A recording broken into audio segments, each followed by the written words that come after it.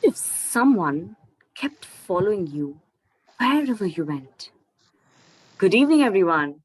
Today, I'm going to tell you the story of the spooky clone. So, are you all ready to listen to the story? Once upon a time, there was a young boy named Nick. Nick lived in the beautiful village of Geisha. This village had forests, it had wonderful plantations. It was so dense. Birds were chirping their way to glory in the morning. There were animals just scuttling around here and there. And Nick had a beautiful home with pet cats and dogs. He had two wonderful, loving parents who showered him with affection every day and always. But this little fellow Nick had one strange quality. He never ventured out during the daytime. He only ventured out in the night. For he believed some forced to keep following him wherever he went. One fine day, Nick's father came and told him, Nick, tomorrow, me and mother have to go to the town to meet an ailing uncle. So you better go to the market to fetch the fruits and vegetables. But this boy was so scared. He told his father, But daddy, I don't want to go during the daytime. I just don't want to go out. Some ghost keeps following me whenever I step outside the house. I don't want to go. Nick's father got annoyed. He shouted at Nick, How dare you say me that ghosts exist in this world? Don't you understand that parents are busy and you need to help out in the chores? He was so scared. He reiterated his point again. Daddy, I don't want to go. I don't want to go during the daytime. A ghost keeps following me wherever I go. His father got even more annoyed and shouted, Stop acting like a silly fool, Nick. Just do as I say. Poor little fellow. He went to sleep at night with a heavy heart. He was so sad and he was so tired. He wondered how could he go and fetch fruits and vegetables the next day in the morning. When he woke up the next morning, his parents had already left. He picked up his vegetable bag, he opened the door, and he kept one foot outside. He turned back.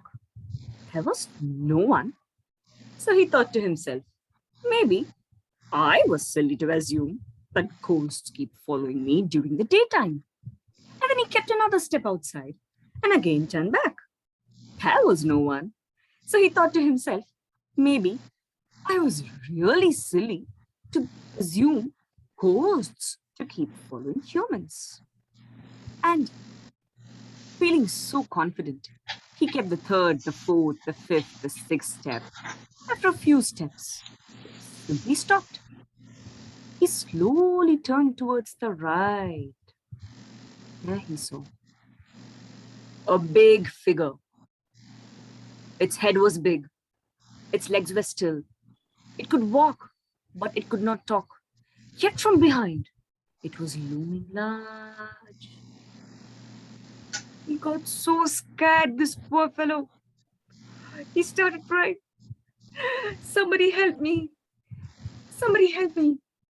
There's a ghost behind me. I need to go to the market. Somebody, please help me. But nobody heard him cry, and so nobody could help him. He turned towards the ghost and screamed, Why are you following me? What did I do to you? Can you leave me? Please go away. But the ghost never moved. It was right at the back. But he didn't have any option. He had to go to the vegetable market to fetch the fruits and the vegetables. Else, he had to face the music at home. With shivering hands and trembling legs, he walked a few more steps forward. Oh, again stopped. This time he turned towards the left. The figure was still there. That ghost. Its head was big. Its legs were still. It could walk, but it could not talk. Yet, from behind it was looming large. He again started crying for help. Somebody help me! There's a ghost behind me. It's following me. Wherever I go. Nobody heard Nick's cries, and so nobody could help. He turned towards the ghost, and he screamed at the ghost. Why are you here again? Can you leave me? Why are you here? Please leave me. I need to go to the market. But the ghost never moved. It was right behind him.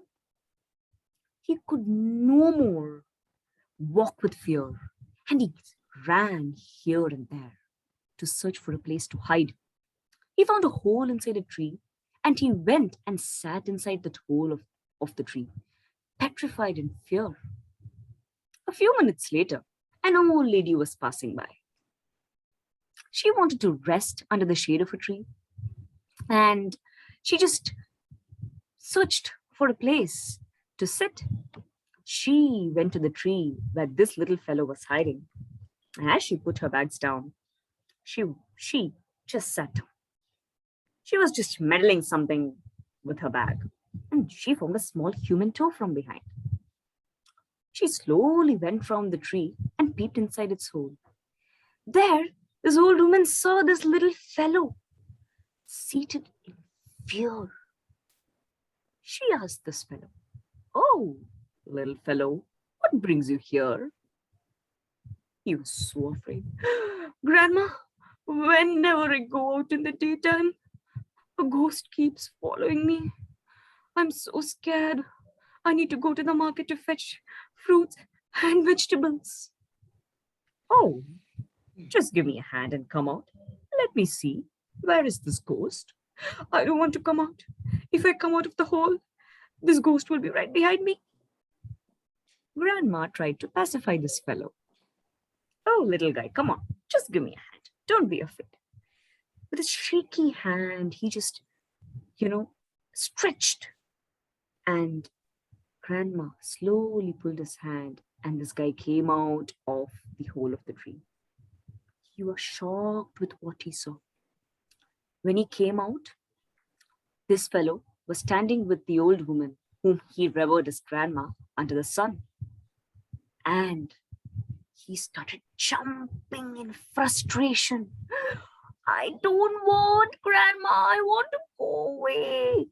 But grandma didn't leave his hand. She was still holding his hand and said, "Don't worry, don't worry, don't worry. Why are you so petrified? No, there are two ghosts. One behind you and one behind me. It's just like us. Its head is big. Its legs are still. It could walk, but it could not talk. Yet from behind, it's looming large." Grandma started laughing uncontrollably.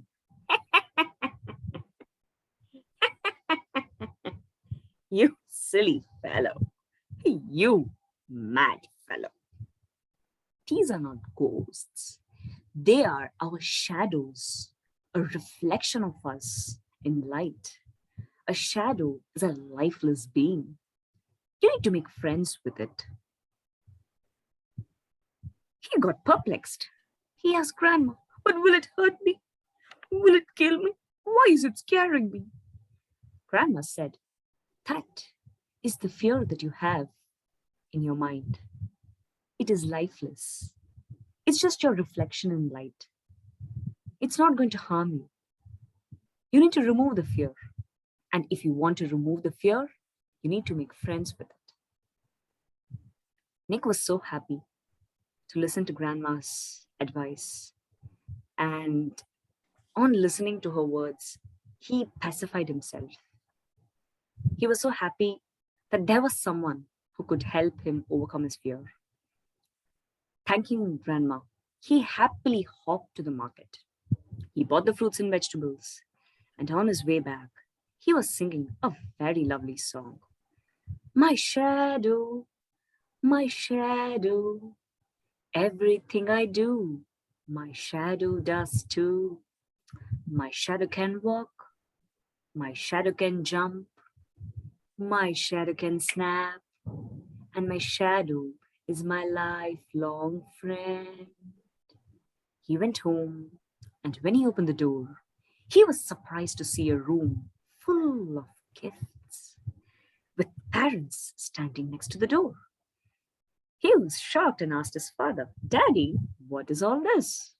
His father said, "Dear little son, today you have proven that you are a courageous boy.